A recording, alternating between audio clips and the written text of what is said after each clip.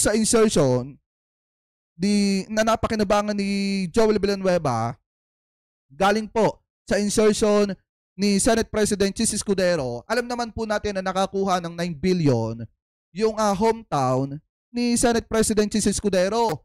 Ngayon, ang tanong natin mga kababayan, saan napunta yung mga budget na nakalaan para sa mga flood control dyan po sa Sorsogon, sa Bicol mga kababayan. So ngayon, eto, panoorin natin etong isang video. Wait lang, hindi yan. Wait lang mga kababayan natin, pakita ko sa inyo. Panoorin natin na itong isang videong ito. Akala ko ba may budget ang Sorsogon para sa mga flood control project, pero bakit may ganito pa rin? Diba, bakit nakakakita pa rin po tayo ng ganito mga kababayan? Ito ayan, i-play natin. Mga kabayan, ito po yung flood control sa sabi dito mga kababayan, flood control is structure in Irusen, Sorsogon, constructed by Centerways Construction and alam nyo na yan. Ayan Centerways Construction mga kababayan. Alam naman natin pag sinabing Centerways, tropa ni ano yan. So ngayon, ito po yung ginawang flood control. Panoorin nyo. Mga kabayan, ito po yung flood control sa Kugon, Irusin, Sorsogon po. Irusin, Sorsogon po, Kugon. Ayan. Isang taon mahigit pa lang, giba na. Ayan. Wala pang sakuna yan mga kabayan, tingnan nyo. Hindi pa yan bagyo, pero giba na. Yan, pa-share nito mga kabayan para makarating sa kinukulan. Yan po, mga kabayan. Yan haba. Centerways Company po ito ang gumawa nito. Nung nakaraang taon lang po ito. Centerways Company. Centerways Construction Company. Wala pa daw pong bagyo, wala pa daw pong sakuna, pero gumuho na daw po yung inyong flood control. Kita nyo, wala namang bakal Paano hindi guguho yan? Wala namang bakal Paano hindi guguho yung proyekto na yan? Tingnan nyo nga mga kababayan Alam naman nilang malambot yung lupa, hindi nila nilagyan ng bakal. Guguho talaga yan. At yan yung sinasabi ko sa inyo mga kababayan sa totoo lang.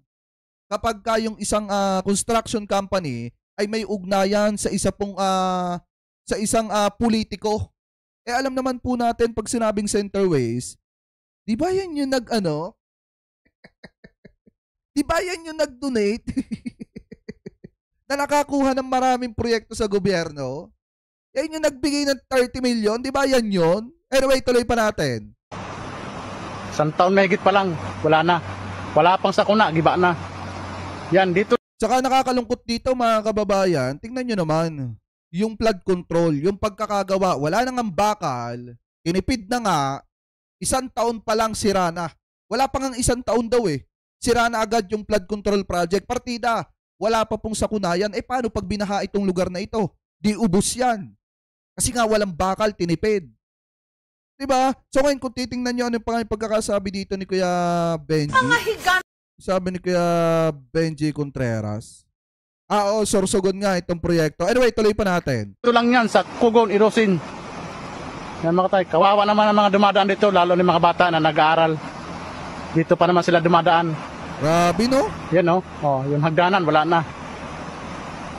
Sana makapanood dito, pa-share para makarating sa lahat sa inakulan. Maraming salamat mga kabayan. Pa-share na lang po. Thank you. Ayan. Centerways Construction. Diba kayo po yung nag-donate kay sa campaign funds ni Senate President Chis Escudero? Pakitama nga ako mga kababayan, tama ba?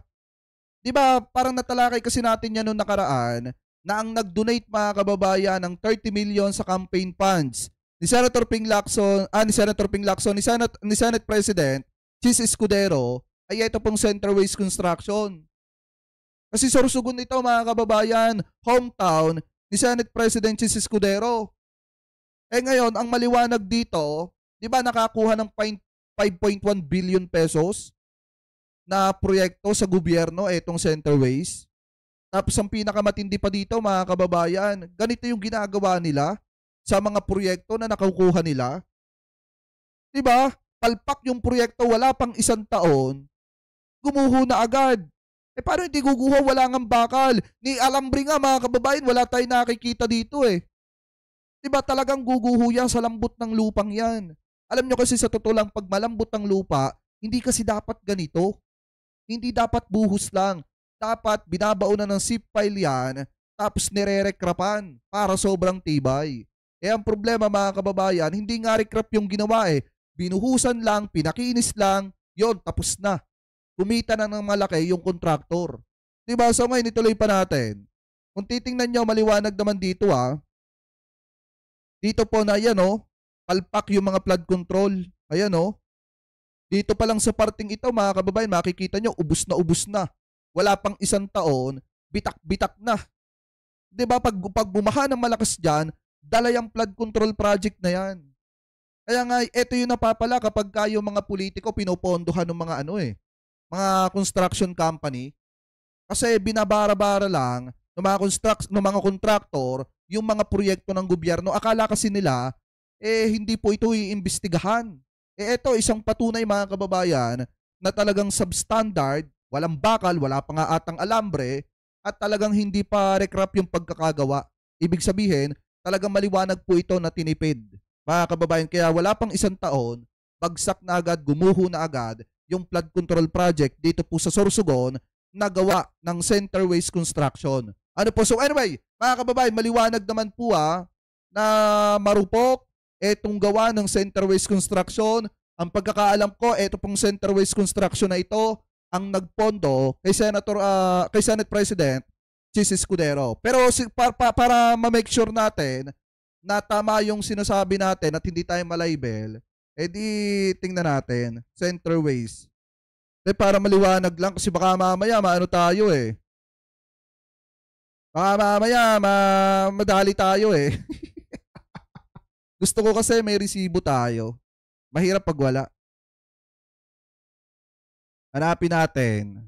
Oo, ito. Ang chairman nga pa niyan, mga kababayan, si Lawrence Lubiano, kaibigan ni Chis Escudero. Ayan ito dito mga kababayan, basahin natin. Sabi dito, Escudero held a press conference on Tuesday, August 12, a day after Rappler reported that Center Waste Construction and Development Incorporated President Lawrence Lubiano, whose firm nakakuha daw ng 5.1 billion worth of flood control contracts mga kababayan, was Escudero biggest campaign donor in the 2022 election mga kababayan. So ibig sabihin, totoo yung sinasabi natin dito na etong Center Waste Construction ang pinakamalaking donor ni Senate President Chis Escudero sa kanyang campaign funds. Ito po yung nag-donate ng 30 million pesos at ngayon nakakuha ng 5.1 billion pesos na proyekto galing po sa gobyerno. Ngayon, yung mga nakuha nilang proyekto, eto nangyari. Yan ang naging resulta, mga kababayan. Palpak yung proyekto, wala pang isang taon, sira agad at hindi pa binakalan. Ano po, so yan yung napapala kapag yung isang politiko ay pinupondohan ng isang construction company. Tinitipid, nakakakuha ng maraming proyekto sa gobyerno, pero pagdating sa field, tinitipid. Diba? At palpak yung proyekto. So ngayon, mga kababayan, kayo, ano po masasabi ninyo? Hingil po dyan. Comment below na lamang po kung ano po ang komento ninyo. Hingil po dyan mga kababayan sa balita na yan, sa topic na yan, na tinalakay po natin.